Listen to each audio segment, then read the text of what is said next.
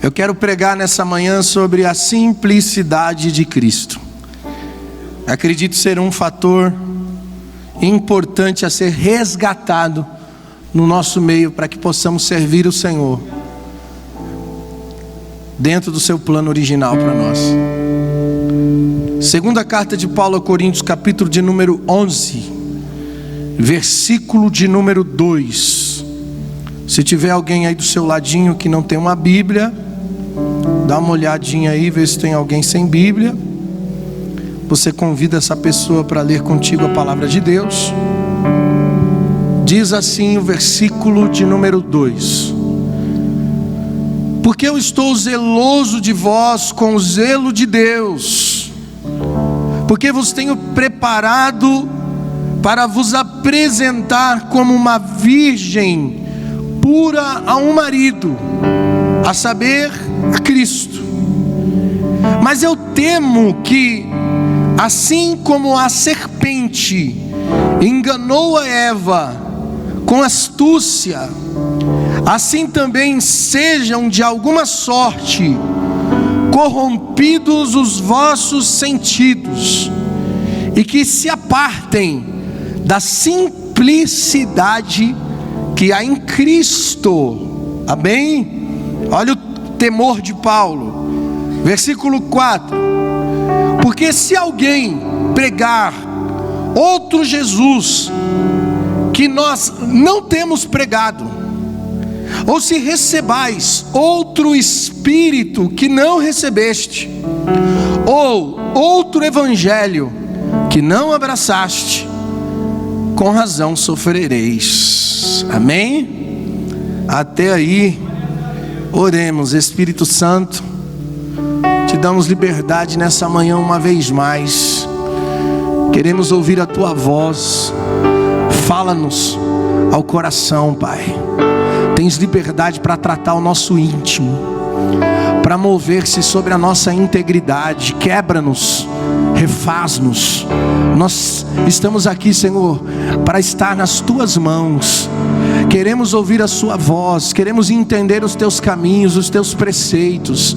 Nos dá capacidade intelectual de compreender, de entender os teus caminhos.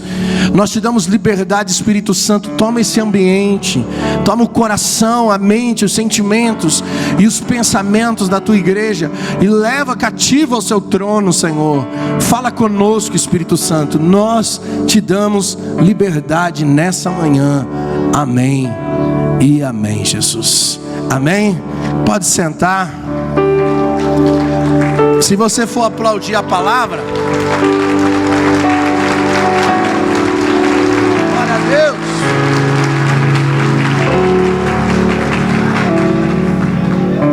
Aleluia. Glória a Deus. Eu quero falar sobre a simplicidade de Cristo. Perceba que esse era o temor de Paulo, que se perdesse no meio dos irmãos. Aqui ele está pregando para a igreja de Coríntios. E se você conhece a história, você sabe que a igreja de Coríntios, ela tinha um histórico muito problemático. Na segunda carta de Coríntios, essa igreja já está sendo tratada, ela já está mais aperfeiçoada. Mas na primeira carta de Coríntios, você percebe Paulo tratando pepinos mesmo, situações muito complicadas, onde os irmãos competiam, onde as pessoas estavam totalmente desfocadas do propósito, faziam a obra de Deus por autoafirmação, não pelo propósito de servir a Cristo.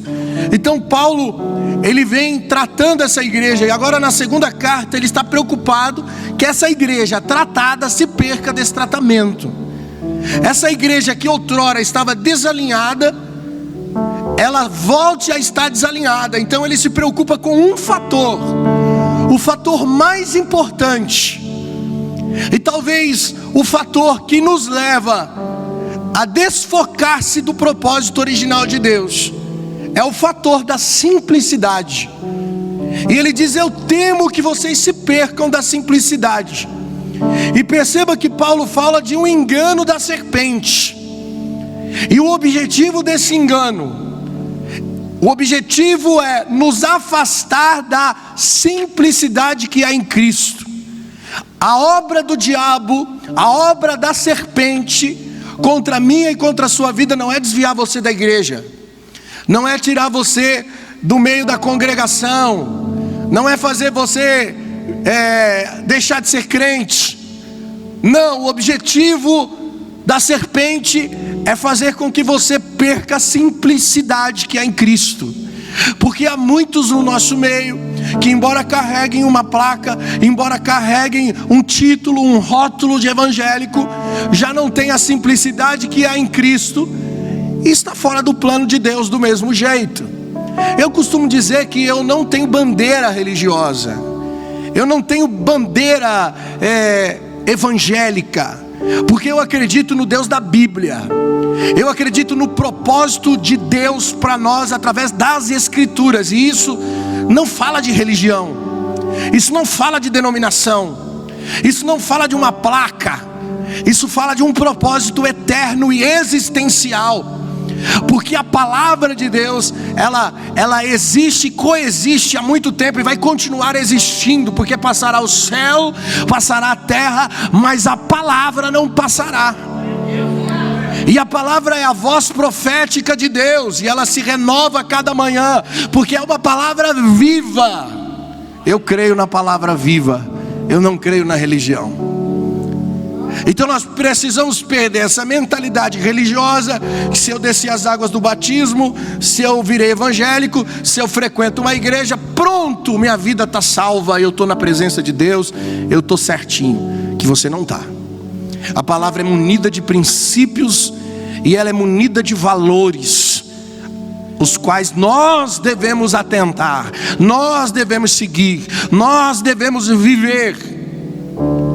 E quando perdemos a simplicidade de Cristo, estamos desfocados da verdade do reino.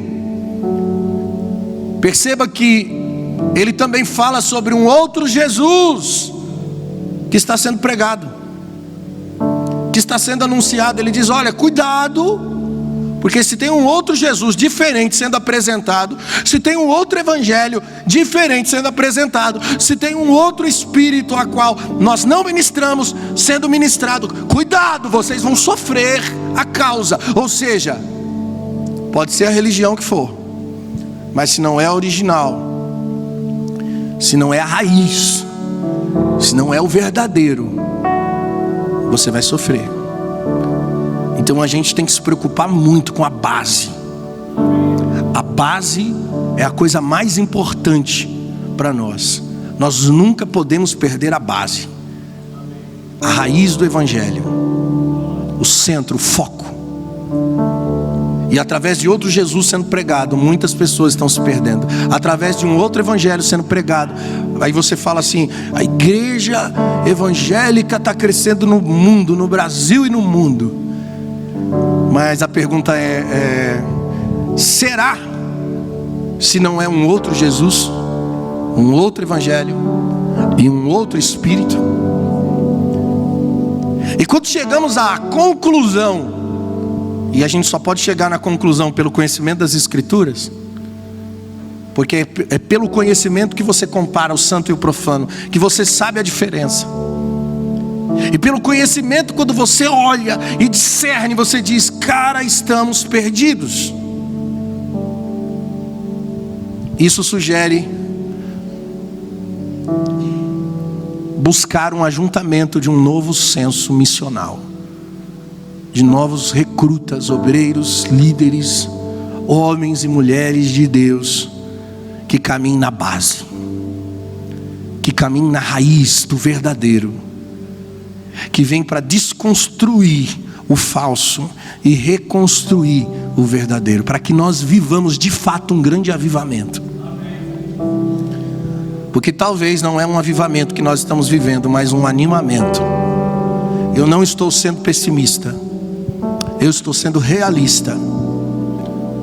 Os frutos do nosso avivamento não tem a ver com as nossas emoções. O fruto do nosso avivamento não tem a ver com o tamanho da nossa estrutura. O fruto do nosso avivamento tem a ver com a quantidade das nossas lágrimas. O fruto do nosso avivamento tem a ver com a quantidade da nossa renúncia, do nosso sacrifício. Isso tem a ver com o fator simplicidade. Porque o verdadeiro tem uma característica, e a verdadeira característica é simplicidade. E quando eu olho para a vida de Jesus, eu vejo que além dele gostar das coisas simples, ele viveu em simplicidade. Ele nasceu em Belém, na pequena cidade, nasceu num estábulo. A família que Deus escolheu para Jesus era uma família simples. José, pai de criação de Jesus, era carpinteiro. Porque simplicidade é um lugar de gente de verdade. Como assim, pastor? Deixa eu entender. Por que simplicidade é um lugar de gente de verdade? Porque nós não somos nada. 1 Pedro 1,24 diz que toda carne é como a erva, e toda glória do homem como a flor da erva, que seca-se e cai a flor. Quem somos? Não somos nada. E a simplicidade é o que nos aproxima da realidade. Os que querem ser alguma coisa não são reais. Os que tentam ser grandes, fortes, poderosos, inteligentes, não são reais. Porque a Bíblia diz que não somos nada. Salmo 144 diz que o homem é semelhante a um sopro, que nos seus dias passam como uma sombra.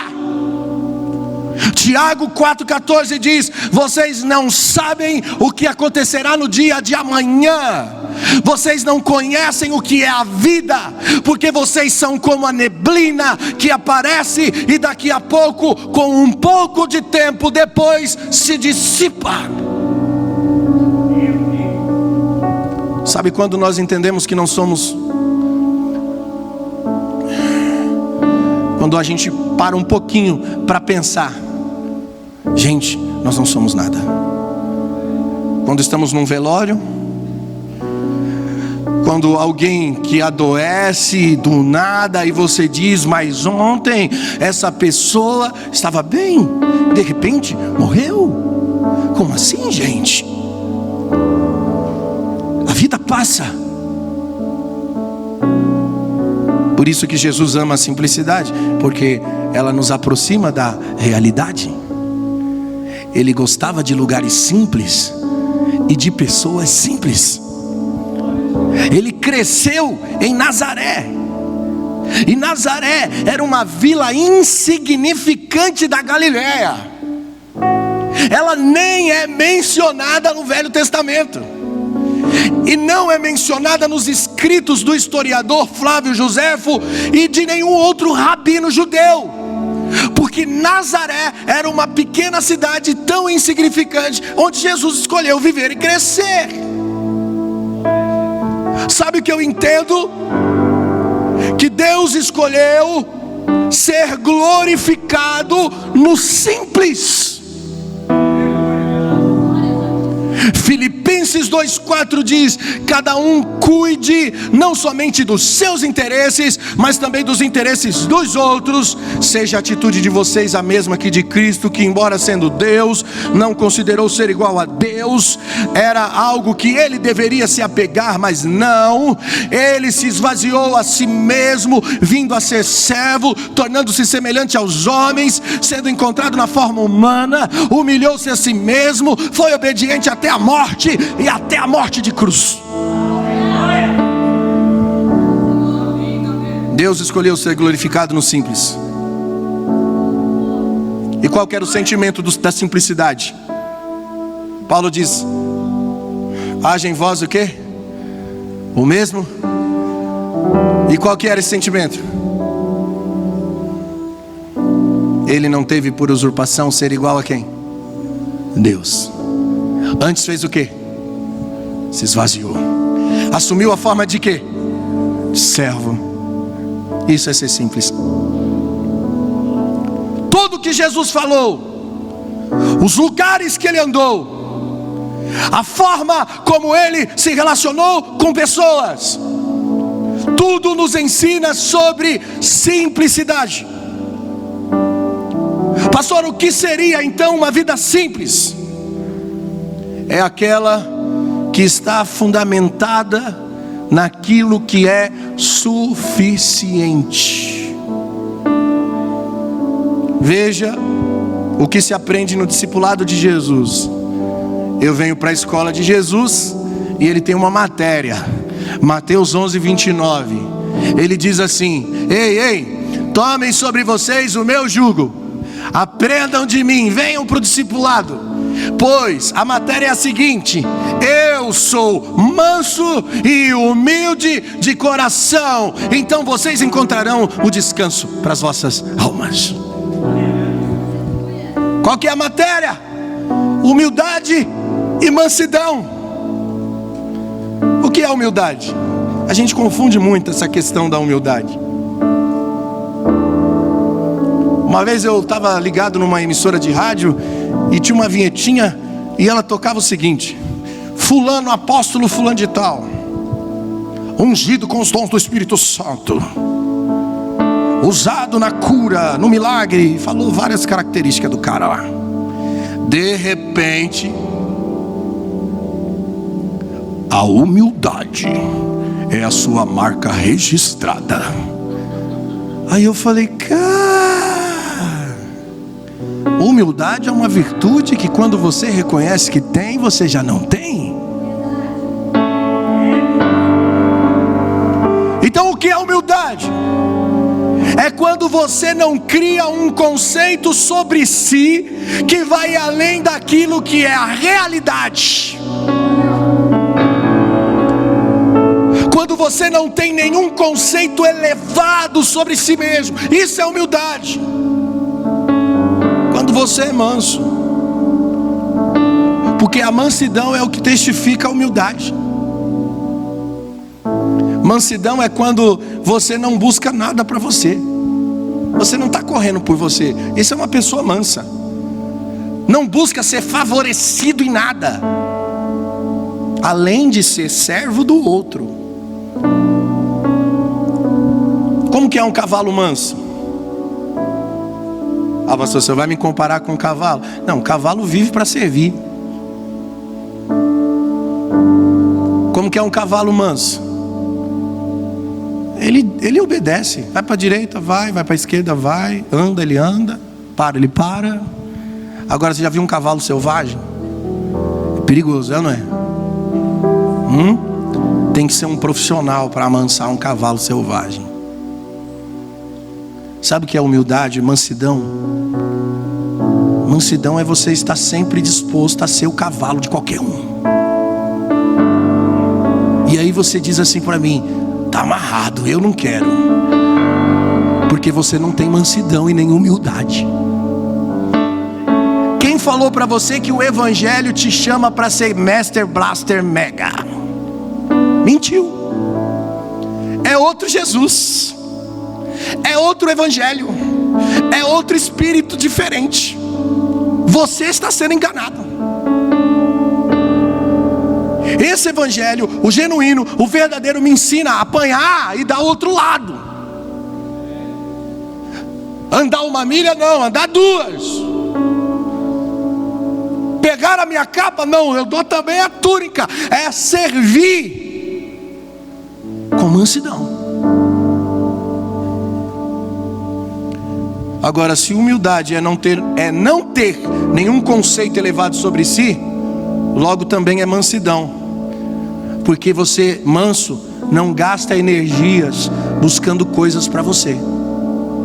Você não gasta energia para ser o primeiro. Sabe, a gente está sempre... Perceba, por que é tão difícil você viver o evangelho verdadeiro? Porque você está sempre tentando ter razão. Você está sempre buscando a sua vantagem, os seus direitos. Até as nossas relações, elas são relações interesseiras. Eu sou amigo desse cara, mas o que ele pode me oferecer? Eu só vou andar com você se você tem alguma coisa para me dar. Até os nossos relacionamentos, o cara vai casar com a pessoa, deixa eu ver, não sei.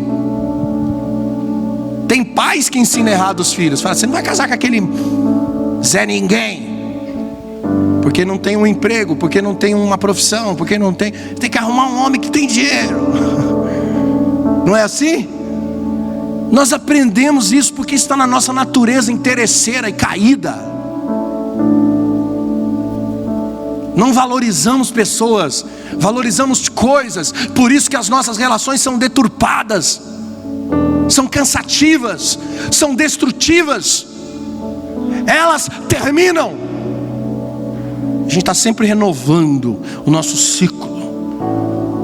E ainda usamos Deus, desculpa. Não, é que acabou o meu ciclo aqui.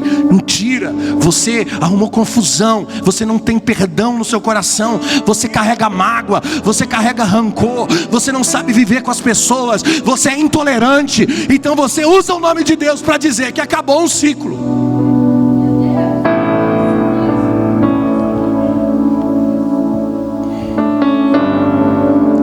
E quando vivemos em busca de coisas para nós temos um conceito errado sobre nós. Porque a gente pensa que a gente é bom, que a gente merece. É um conceito errado. Vou sair da igreja porque não me valorizaram. Você tem um conceito errado sobre você, porque se você pensa que precisa ser valorizado, é porque você não tem mansidão. E se não tem mansidão, não tem paz. E nem descanso da alma. Por que ele disse? Para que vocês recebam descanso. Aprendei de mim que sou manso e humilde de coração, para que vocês encontrem o descanso das almas. Porque a alma fica inquieta sempre que você está tentando ser, ter, fazer. A alma não descansa, cara. E por mais que você tenha, você sempre quer mais, mais e mais e mais. E olhando para a grama do vizinho. E você chegou num lugar, mas você diz, tem alguém que chegou mais longe. E aí você diz, eu quero. E aí você fica naquela inveja, naquele sentimento de disputa, de alcance. Você não tem uma alma que descansa. Você é um predador que pensa em si mesmo. E nós confundimos, bagunçamos tudo, porque a gente coloca Deus no meio, diz, glória a Deus que me exaltou, Deus que fez essa obra, que me colocou no alto. Todas as vezes que você é elevado em alguma posição, o que você tem que questionar não é que Deus te colocou lá, mas se você não está se perdendo. Porque uma forma da serpente tirar você do alvo é roubar você da simplicidade. E você pode estourar no Brasil e no mundo e ser o cara e ir para o inferno, porque viveu em busca de si mesmo, não para o outro.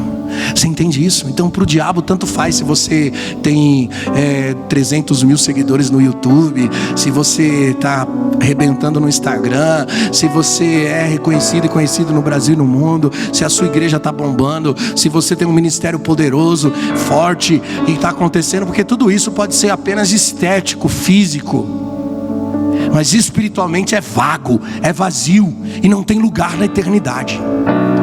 Porque a estrada de Jesus é um lugar de simplicidade. Eu não estou dizendo que você tem que ser pobre, eu estou dizendo que você tem que ser simples. Não confunda pobreza com simplicidade. Eu conheço muita gente pobre que não tem nada de simples. E conheço muita gente rica que é muito simples.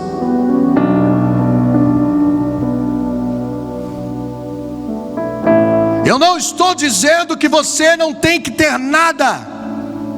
Eu estou dizendo que nós devemos ter como se não fosse nosso. Possuir como se não fosse nosso. Isso nos leva a administrar. Isso nos faz peregrinos em uma terra que é nossa. Salmo 37:11 diz o quê? Que os mansos herdarão a terra, e eles se deleitarão na abundância da paz. Por que os mansos herdarão a terra? Pensa comigo, por que os mansos herdarão a terra? Eu gostaria que alguém tentasse responder. Por que os mansos herdarão a terra?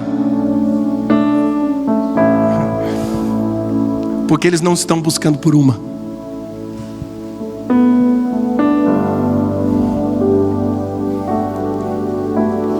Por que Deus deu uma terra para Abraão? Porque Abraão nunca quis uma terra. Hebreus 11:9 diz que pela fé Abraão peregrinou na terra prometida como se estivesse em terra estranha. Olha que tremendo, o cara habitou na terra que Deus deu para ele, mas para ele a terra era estranha. Ele viveu em tendas como Isaac e Jacó, herdeiros da mesma promessa, porque eles esperavam uma cidade que tem alicerces, cujo edificador e arquiteto é Deus. Ou seja, eles estavam numa terra que Deus deu, mas para eles não eram deles, porque eles não aguardavam essa terra, eles aguardavam a terra que tem alicerces.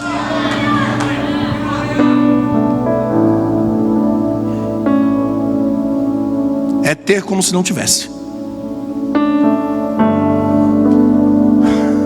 Por isso que o fator generosidade só acontece na sua vida quando você tem como se não tivesse. E aí quando você tem que repartir com alguém, você faz isso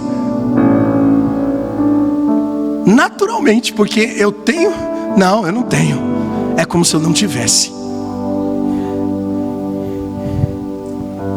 Ele habitou na terra que Deus lhe deu, mas para ele a terra era estranha. Ou seja, não havia sentimento de posse. E ele esperava pela cidade de Deus. Esse é o currículo da vida cristã. Deus escolheu ser glorificado no simples. E você pode estourar no norte, como diz, e não ter nada. Ter tudo e dizer eu não tenho nada. Nada aqui é meu. Entende? 1 Coríntios 1:26, Paulo diz: irmãos, pensem que vocês eram quando foram chamados. Poucos de vocês eram sábios, segundo os padrões humanos, poucos eram poderosos, poucos eram nobres de nascimento, mas Deus escolheu as coisas loucas desse mundo para envergonhar as sábias, escolheu as coisas fracas para envergonhar as fortes, Ele escolheu as coisas insignificantes do mundo, as desprezíveis, as que nada são, para confundir e reduzir as que são, para que ninguém se vanglorie diante dele. E porém, por iniciativa dele, que vocês estão em Cristo Jesus, o qual tornou vocês sabedoria de Deus, isto é, justiça, santidade e redenção. Ele escolheu as coisas simples para iniciar, mas ele também quer que termine na simplicidade. E um lugar simples é um lugar sem adornos, sem acréscimos, sem tentar aparentar o que não é. Eu chamo de um lugar de gente íntegra. Porque o que é integridade? É ser inteiro, é ser real, é ser o que você é. Ser íntegro não é ser alguém que não erra, é ser gente de verdade, que sabe reconhecer os próprios erros e lidar com os erros. Isso é ser íntegro. As pessoas não se maqueiam quando elas são íntegras, elas simplesmente são o que são. Eu percebo que Jesus, ele gostava muito de ir à cidade de Betânia. Se você perceber nas escrituras, Betânia deu o start. Foi em Betânia que ele foi anunciado por João Batista. E foi em Betânia também que deu o start para a sua crucificação. Porque quando Jesus ressuscita o Lázaro, os fariseus começam a dizer: esse cara precisa morrer. Tudo isso aconteceu em Betânia. E todas as vezes que Jesus tinha uma fuga, que ele queria um lugar para descansar, para onde ele ia? Para Betânia. Porque Betânia era um lugar de descanso para Jesus. Porque Betânia era um lugar simples. Porque Betânia era um lugar de gente simples. Lá em Betânia, Jesus frequentava o Monte das Oliveiras. Lá em Betânia, Jesus frequentava a casa de Marta, Maria e Lázaro, pessoas simples. Hoje nós vemos as pessoas buscando ser equipadas. Nós vemos as pessoas tentando ser instrumentalizadas. Era o que Paulo temia quando ele disse: eu temo que vocês se percam da simplicidade que há em Cristo. Deixa eu te fazer uma pergunta. Tudo aquilo que queremos, precisamos. Eu vou te dar 1 minuto para você pensar. Pensa. Tudo aquilo que você quer, de fato você precisa? Segunda pergunta: tudo que você já tem, já não é suficiente?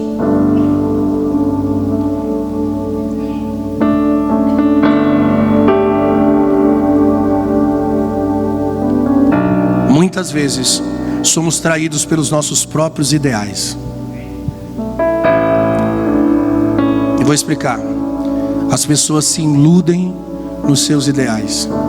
E muitas vezes não adianta falar a verdade. Não adianta. Esse culto para alguns aqui talvez seja frustrante. Porque quando você tem um ideal, ninguém tira da sua cabeça. Você não enxerga, nem que te fale a verdade, você não enxerga.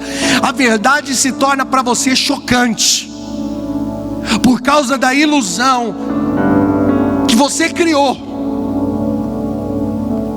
Porque você confundiu a linha de partida com a linha de chegada. E aí eu estou dizendo para você que você não está na linha de chegada, que você está na linha de partida, e você fica frustrado, porque para você o importante é a linha de chegada.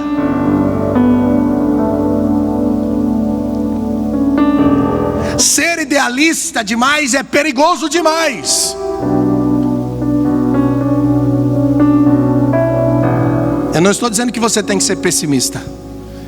Eu estou dizendo que você tem que acreditar nos ideais de Deus para você, não nos seus. Depois, se você puder ouvir, assistir no YouTube, tem uma mensagem: avivados sim, motivados não. Assiste essa mensagem, você vai entender. Hoje nós vivemos uma era motivacional, onde tudo que a gente escuta dos púlpitos, das ministrações evangélicas, são mensagens de motivação, onde diz: você vai dar certo, você é vencedor, você merece ser feliz, você vai alcançar o seu objetivo, você vai viver o seu sonho, olha, busque, você vai alcançar. E vem um e dá um testemunho, e vem o outro e diz: olha, você também vai viver o seu milagre. E as pessoas são extremamente motivacionais, e uma mensagem como essa, ela causa um choque em você. Por quê? Porque você foi discipulado por um outro evangelho, por um outro Jesus, por um outro espírito diferente. Eu estou pregando original, a Bíblia. Pastor, mas o que me ensinaram a vida inteira na igreja foi o que então? Não foi Bíblia, foi proselitismo. E o que é um proselitismo? É eu pegar um versículo da Bíblia e ficar contando historinha com a sua historinha.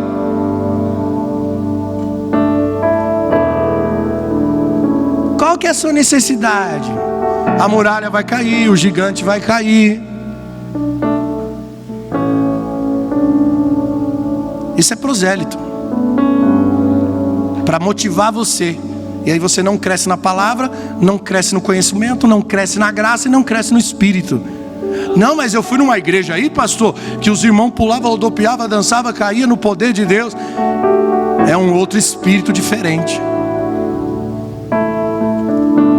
Eu não estou generalizando, não. Eu estou dizendo que pode ser um outro espírito diferente. Porque se a palavra não é a raiz, se a mensagem, se o objetivo, se o foco da reunião não está na centralidade do verdadeiro, não é o Espírito de Deus.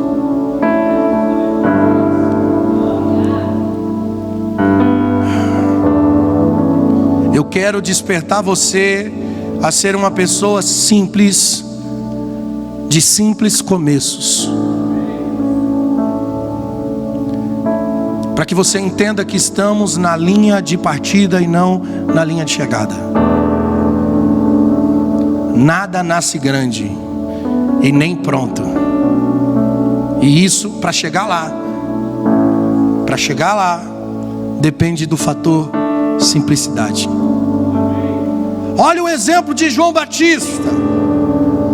Ele se vestia simples, falava simples, tinha uma vida simples, tinha uma linhagem sacerdotal para ser o sumo sacerdote, mas ele viveu o seu sacerdócio no deserto, porque escolheu o simples. E dentro desse fator simplicidade, esse cara impactou, sendo uma voz que clama no deserto. A mensagem dele era simples, mas ao mesmo tempo profunda, porque existe profundidade na simplicidade.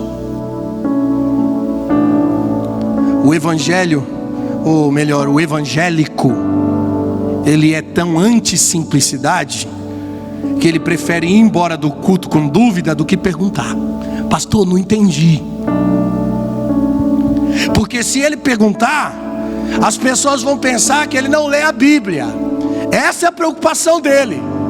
Ou seja, vão descobrir. Então não vou perguntar nada não, eu vou embora, vou fingir que eu entendi.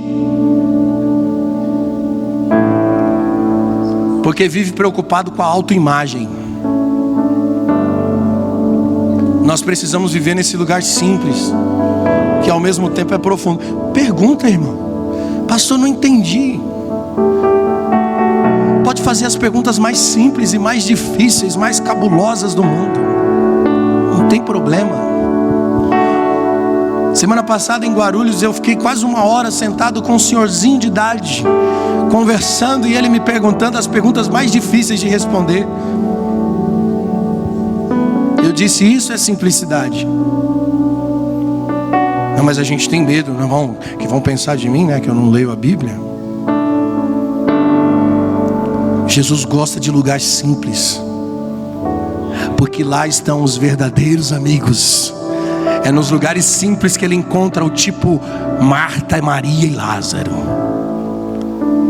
Porque são pessoas simples que desfrutam de relacionamentos profundos e reais. Jesus se refugiava na casa de Marta, Maria e Lázaro. Quando Jesus tinha alguma coisa, ele falava, não, eu estou cansado, corria para a casa de Marta, Maria e Lázaro.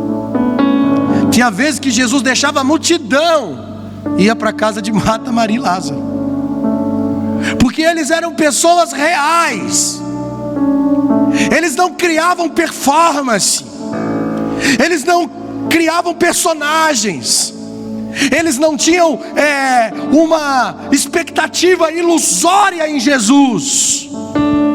Eles tratavam Jesus como amigo, eles eram reais. Quando Lázaro morreu, eles não foram cobrar Jesus porque tiveram uma expectativa. Olha, Jesus, você me decepcionou. Eles disseram assim, eu tenho certeza, Jesus, que se o Senhor tivesse aqui, o meu irmão não teria morrido. Ele não culpou Jesus, ele, pelo contrário, fez um elogio. Se o Senhor tivesse aqui, cara, eu sei que o meu irmão estava vivo.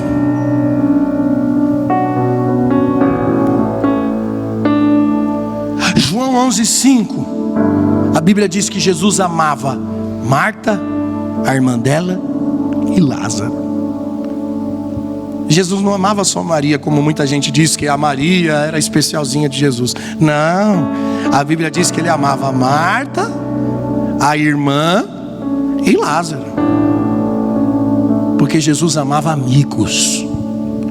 11, versículo 11, diz assim: depois disse-lhe: Lázaro, o nosso amigo dorme, vou despertá-lo. Ele fala de Lázaro: o nosso amigo dorme, vou despertá-lo.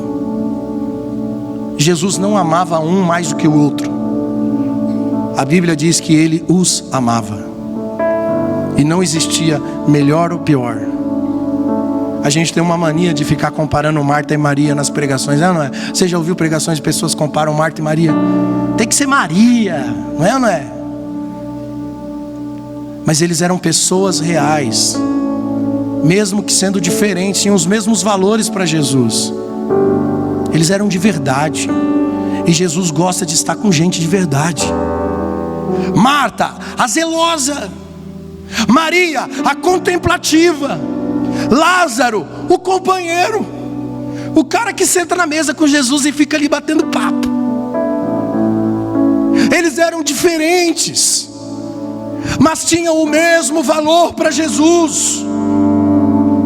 Nós temos a impressão que a Marta é a errada e a Maria é a certinha, mas não. A Marta é a hospitaleira, zelosa, e isso aqui também é importante. Quando Jesus cita o nome de Marta 2 vezes, você vê no texto: Marta, Marta, estás inquietas com muitos afazeres.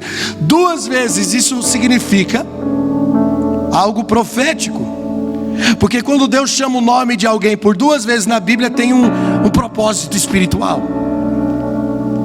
Quando ele chama Marta, Marta 2 vezes, não significa que o que ela estava fazendo estava errado, mas significa que ela estava em um encontro com a glória de Deus. Porque todas as pessoas que Deus chamou o nome 2 vezes estavam dentro de um encontro com a glória. E isso revela o nível de profundidade que a Marta tinha em um relacionamento com Jesus, mesmo que dentro de uma correção de Jesus a ela, porque todo encontro da glória de Deus, ele vem acompanhado de correção. Onde Abraão estava quando Deus chamou o nome dele 2 vezes? No encontro com a glória de Deus. Gênesis 22:11. Abraão estava no Monte Sinai, pronto para sacrificar o próprio filho, em obediência e submissão. E o Senhor disse: Abraão, Abraão. Ele estava no encontro com a glória, e isso não é para qualquer um, cara. Onde Moisés estava quando Deus chamou Moisés, Moisés, aleluia, ele estava em um encontro com a glória de Deus, diante da sarça pegando fogo. Onde Samuel estava quando Deus chamou o seu nome 2 vezes, Samuel, Samuel, ele estava no templo, vivendo como nazireu de Deus, consagrado e separado. Onde Paulo estava quando Jesus falou: Saulo, Saulo, ele estava em um encontro com a glória de Deus, onde viu o Cristo glorificado, ao ponto das suas vistas não suportar o brilho da glória de Jesus. Marta, Marta, ela estava em um encontro com a glória. Jesus estava na sua casa. Marta não é inferior a Maria.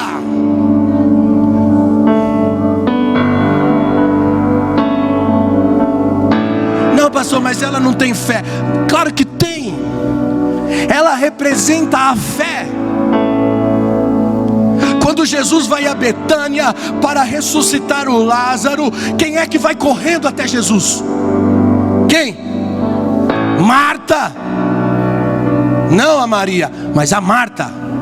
A Maria só vem quando Jesus manda chamar a Maria, porque Maria estava lá no seu cantinho, de boa na lagoa. É a característica da Maria. Eu poderia criar um prosélito agora e dizer: a Marta é aquela que vem buscar Jesus, que vai até o encontro de Jesus. A Maria é a que fica lá chorando de tristeza. Você tem que ser Marta. Mas não tem nada a ver, porque é só um perfil de alguém que é o que é, de alguém que é real, que tem esse perfil de zelosa. São gente diferente, que ama de forma diferente. A diferença é que uma é zelosa e a outra é contemplativa. E Jesus ama os três iguais. Por quê? Porque é uma casa de amigos. É uma casa de amigos. Repita comigo: Deus espera uma casa de amigos.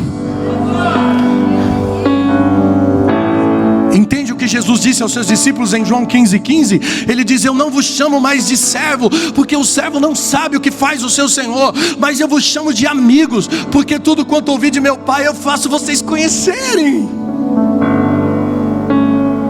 E numa casa de amigos não tem melhor e nem menor, não tem maior e nem menor. Olha que tremendo. Quem é o Lázaro? Lázaro é o cara que ressuscitou. Uau! Não, esse cara deve ser o melhor. Não. Quem é a Maria? Adoradora. Está sempre nos pés de Jesus. Não, ela é a melhor. Não. Quem é a Marta? Hospitaleira. Está sempre preocupada se você está sendo bem servido, bem cuidado. Ela está sempre abraçando. Ninguém é melhor. São amigos de Jesus, porque simplesmente são reais e não estão tentando aparentar nada. Sabe qual é o nosso problema? Que nós estamos tentando classificar quem é o melhor e quem é o pior. A vida inteira de ministério, eu percebo dentro do sistema de religiosidade pessoas classificando melhores e piores, carnais e espirituais. Que para você ser espiritual, você tem que pular, relampear, sapatear, senão você não é espiritual. E eu lembro na época que os pregadores pentecostais diziam assim: olho de coruja, boca de aço, queixo de concreto, da glória. Porque a gente tem na nossa mentalidade que ser espiritual é gritar, é pular, é sambar. E eu vou dizer uma coisa para você: na minha caminhada cristã, os caras que se identificavam mais espirituais eram os caras que depois desviavam. Esses dias eu falei aqui na igreja, aqui, ó, chega final de ano aí, férias, e até o carnaval, você vai ver um bando de crente desviado na internet. Eu já vi um monte. Você coloca na internet, lá tem uns caras com garrafa de cachaça, de vodka. Aí você fala: cara, esse cara estava firme ontem, estava falando em línguas, estava pulando na igreja, estava lá todo espiritual. Dizia: não, eu vou orar para o Espírito Santo falar comigo para tomar uma decisão. Você fala: que linguagem espiritual, e agora?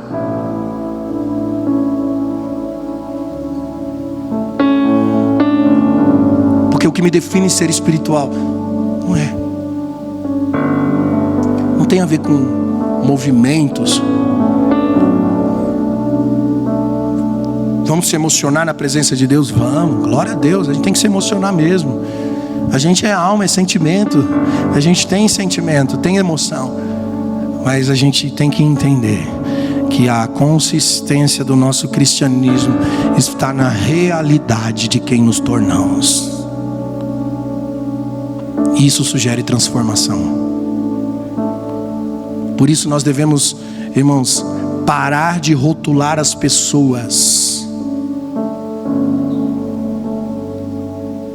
Sempre que você rotula alguém, sempre que você julga alguém, você precisa lembrar que você também será julgado.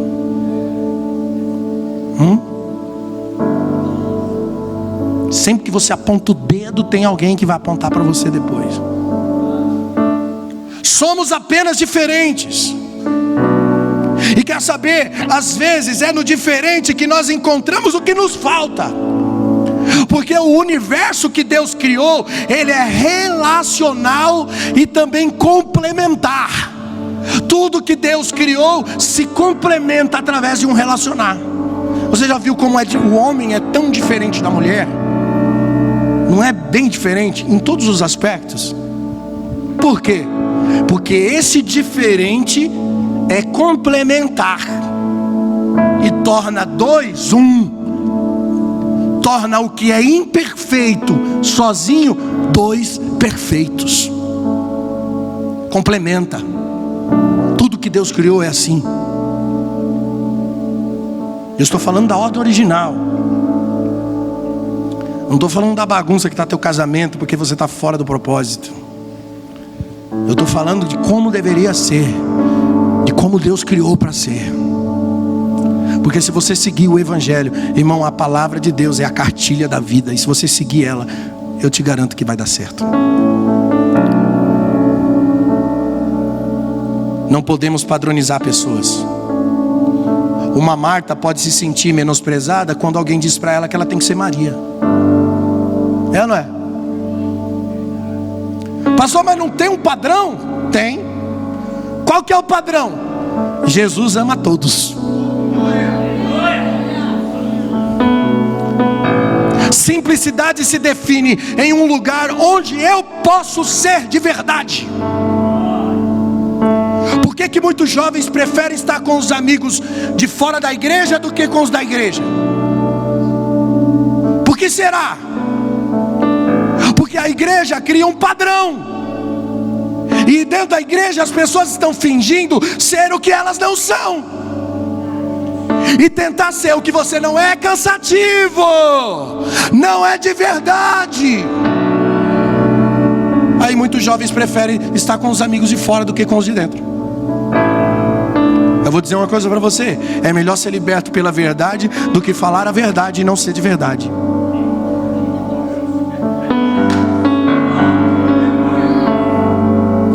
Por isso que a libertação vem acompanhada de arrependimento. Conhecereis a verdade e a verdade vos libertará. Só que a libertação vem acompanhada de arrependimento. E arrependimento é a consciência da verdade sobre si mesmo.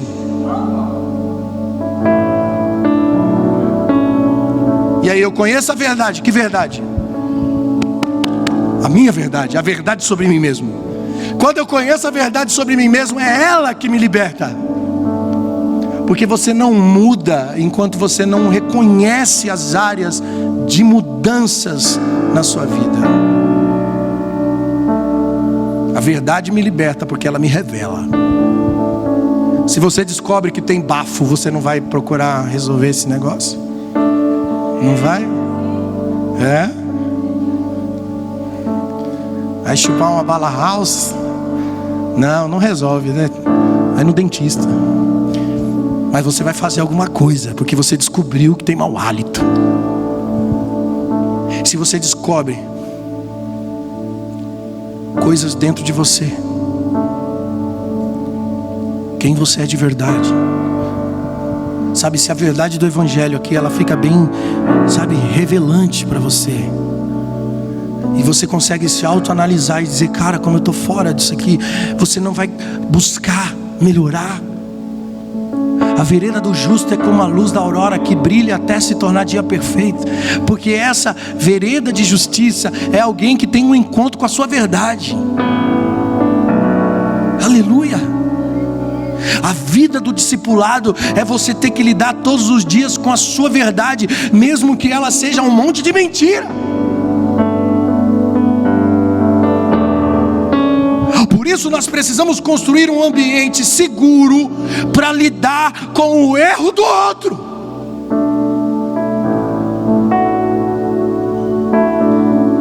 Não criar um padrão exigente sobre aquilo que nós queremos que o outro seja. Você nunca será um bom pastor, um bom ministro, um bom servo, um bom líder, se você não entender que o outro é outro. Se você cria um padrão, você não sabe lidar com o outro. Você não pode ajudar o outro.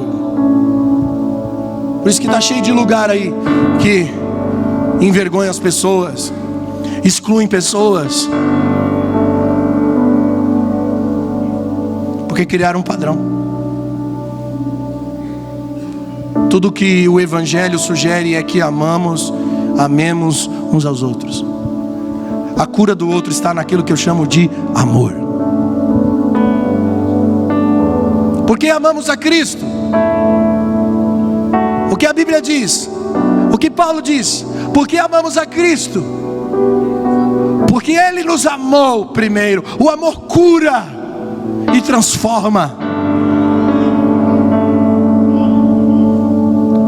O Evangelho sugere amar uns aos outros, carregar a carga um do outro, chorar com o outro, se alegrar com o outro, suportar uns aos outros. Isso é o que nos aperfeiçoa. Isso transforma a nossa casa em uma casa de amigos, em uma Betânia. O Evangelho é simples. Marta, Maria e Lázaro representam essa casa de amigo que representa um Evangelho simples. João 12:1. 6 dias depois da Páscoa, Jesus chegou em Betânia, onde vivia Lázaro, a quem ressuscitara dos mortos. Ali, na casa do Lázaro, prepararam um jantar para Jesus. Marta servia, enquanto Lázaro estava na mesa com Jesus. Então Maria pegou um frasco de nardo puro, que era de perfume caro, derramou sobre os pés de Jesus e os enxugou com seus cabelos, e a casa se encheu de fragrância e de perfume. Isso é uma igreja. Isso é uma casa de amigos. Isso é um evangelho simples. Olha a dinâmica relacional. Olha Marta servindo, Lázaro na mesa, companheiro de Jesus, e a Maria derramando perfume em Jesus. Uau! Perfeito. Uma casa fundamentada em uma aliança, em uma relação, em um pacto. Porque tinha ceia, porque tinha hospitalidade e adoração. Porque não se calcula o preço dessa relação. Olha, sempre tem um Judas para tentar atrapalhar a adoração, não é? Sempre tem alguém que calcula o preço do perfume e diz: mas esse perfume, olha só, versículo 4: mas um dos discípulos, chamado Judas Iscariotes, que mais tarde iria traí-lo, fez uma objeção. Por que não este perfume não foi vendido e o dinheiro dado aos pobres? Seriam 300 denários. E ele não falou isso porque se interessava pelos pobres, mas porque era ladrão? Sempre tem um Judas no meio. Eu vou te revelar o Judas agora. Talvez você seja um Judas, se você for capaz de se autoanalisar. Preste atenção.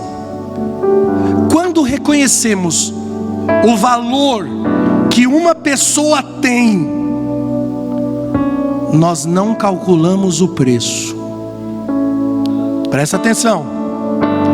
Maria não calculou o preço do perfume, porque reconheceu o valor da vida de Jesus. Judas não reconheceu o valor de Jesus, por isso ele calculou o preço do perfume.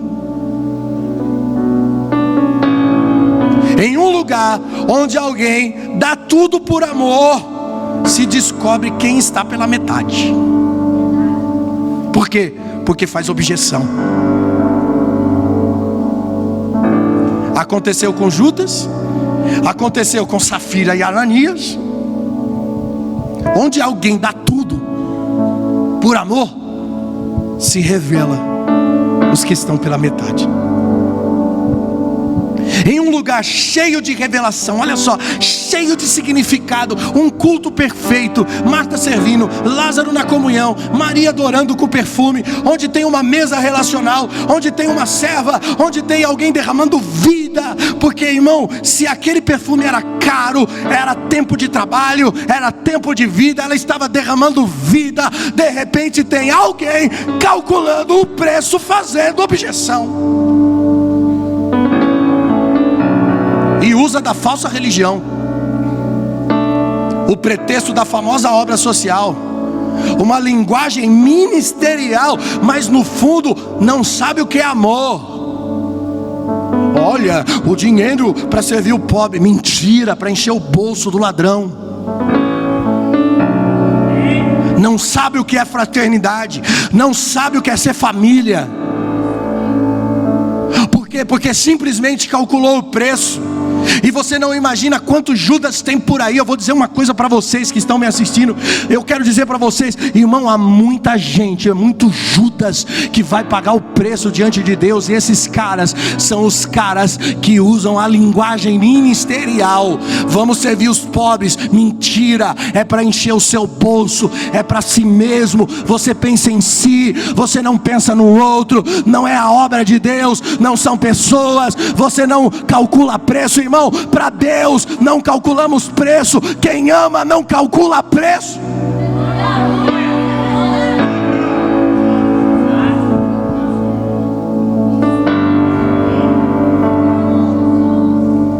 É na simplicidade do amor que nasce o profético. O espírito da profecia é o amor. Não, porque eu quero ser usado por Deus. A pergunta é: você ama? Não, porque eu quero o dom da cura. A pergunta é: você ama? Ou você só quer para se autoafirmar? Ó, vamos comigo, Bíblia, 1 Coríntios 12, 28. Assim, na igreja de Deus, Ele estabeleceu primeiramente apóstolos, em segundo lugar profetas, em terceiro mestre, em seguida realizadores de milagres, os que têm dons de curar, os que têm dom de prestar ajuda, os que têm dons de administração, os que falam em diversas línguas. Acaso não são todos apóstolos, todos profetas, todos mestres, todos têm dom de realizar milagres, todos têm dons para curar, falam todos em línguas, todos interpretam? Contudo, buscai com zelo o melhor dom, o amor que vem de Deus. Porque não adianta nada eu ter tudo isso aqui e não ter o amor, porque é o amor que me leva ao outro. É o amor que me leva até o outro. Quando o amor te leva para o outro, você sempre terá uma palavra profética. Ah, eu quero ter revelação. Mas se você ama, o amor que te leva até o outro vai te dar também a palavra, vai te dar a unção da cura. O problema é que hoje as pessoas querem ser equipadas com os dons para serem auto-reconhecidas, querem ser equipada com os dons sem ser equipada com o amor. E isso é autoafirmação. Isso é pensamento de Judas, não de Maria. É ter perfume para se autoafirmar, não perfume para ser derramado no outro. Nós precisamos ser proféticos no amor, olhar nos olhos do outro com amor, com compaixão, com misericórdia. Então eu duvido que Deus não vai liberar uma palavra de conhecimento para você. Duvido.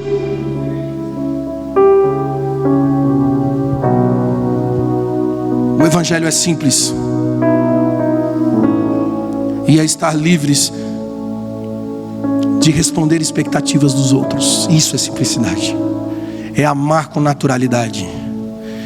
é entrar em Jerusalém montado em um jumento como símbolo de simplicidade e humildade. E quando Jesus entra em Jerusalém montado num jumento, os caras tentam coroar Jesus como rei, e Jesus chora sobre a cidade. Não parece um paradoxo? Você fala, por que Jesus chorou? O povo estava respondendo às expectativas. Se fosse talvez eu e você no lugar de Jesus, e o povo dizendo, Hosana, bendito é o que vem em nome do Senhor, e aquela festa, aquela multidão, você não iria chorar de tristeza? Não, Jesus chorou e disse, ó Jerusalém, que quantas vezes tentei ajuntar-vos debaixo das minhas asas, como a galinha junta os seus pintinhos, mas você nunca quis. Jesus chora porque aquela euforia estava fora de propósito. Eles tentam coroar Jesus como rei, e o que Jesus faz? Ele foge. Ele larga todo mundo, aquela multidão, e ele foge para onde? Para Betânia. Porque as pessoas ali colocaram expectativas erradas nele. Queriam um Jesus político, queriam um Jesus que mudasse a condição do governo, queriam um Jesus equipado. E Jesus estava ali para cumprir um propósito de morrer na cruz. A expectativa daquele povo era totalmente contrária à realidade da vontade do Pai. E Jesus chora sobre Jerusalém.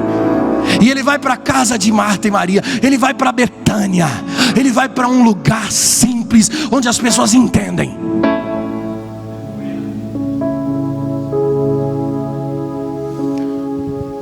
A marca do Evangelho é simplicidade e relacionamento. Deus procura verdadeiras amizades, ou seja, verdadeiros adoradores que o adoram em espírito e em verdade. O que é adorar em verdade? O que é adorar em verdade? É adorar sem performance.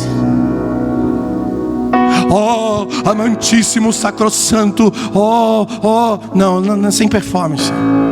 O que é adorar sem performance? É chegar diante de Deus, oh Deus, sou um miserável pecador, me ajuda, me perdoa, me trata, me ensina. Eu quero me achegar a Ti. Isso é adorar em verdade. É mostrar a tua miséria, é mostrar tuas fraquezas. Tá entendendo, irmão? É mostrar quem você é, cara. E se tiver que ouvir uma chamadinha de Jesus, fala, ó Marta, dá pra você, você tá excedendo, dá pra parar um pouquinho? Se tiver que ouvir uma chamadinha de Jesus, vai ser bom demais. Porque você está dentro de um encontro, porque você é real, você é verdadeiro. Você não entra num encontro com a glória de Deus sem ser verdadeiro, sem ser real. Porque Deus só gosta de coisas reais. Ele só entra na realidade das pessoas, não na ilusão delas, mas na realidade. É a realidade que transforma você numa pessoa melhor. Aleluia!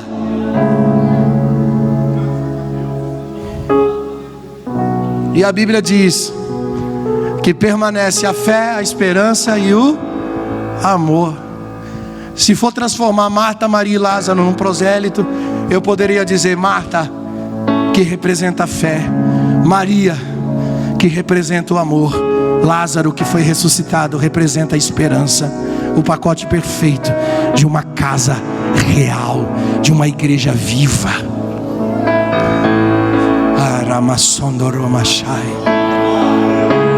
Voltemos ao Evangelho simples.